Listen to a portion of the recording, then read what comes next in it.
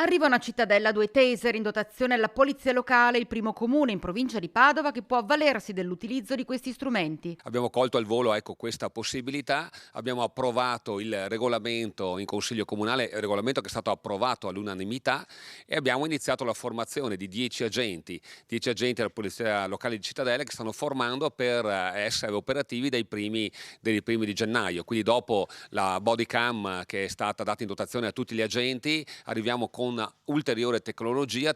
che va a tutela delle persone, perché sicuramente è un'arma, ma è un'arma che non uccide, quindi è un'arma che serve prima di tutto come deterrente, quindi per far capire che quello che sta facendo non è corretto e poi per intervenire nei casi di pericolosità effettiva. Tra l'altro, ecco, uno degli ultimi episodi gravi che si sono verificati a Cittadella è proprio stato quello, all'interno dell'ospedale.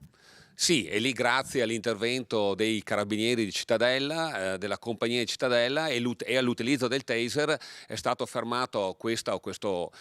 persona alterata che con un coltello aveva appena ferito un carabiniere e avrebbe potuto fare una strage. Assieme al comandante della polizia locale di Cittadella, Gledis Sambugaro, il sindaco ci ha spiegato come funziona il taser. C'è un regolamento appunto che è stato approvato che prevede che nel momento in cui ci si trovi una situazione particolare venga avvisata la persona appunto dell'utilizzo del taser, della possibilità di utilizzo, poi il taser venga estratto e venga nuovamente avvisata la persona. Ci sono tutti dei sistemi diciamo a tutela anche di chi sta tentando di commettere qualcosa che non va, fino anche alla finta scarica elettrica e poi vengono lanciati i dardi nel momento in cui si valuta che il pericolo sia effettivo. L'obiettivo nostro è quello di andare a sostituire la pistola, l'arma in dotazione alla polizia locale, che rimarrà comunque in dotazione alla polizia locale, ma con questo strumento che non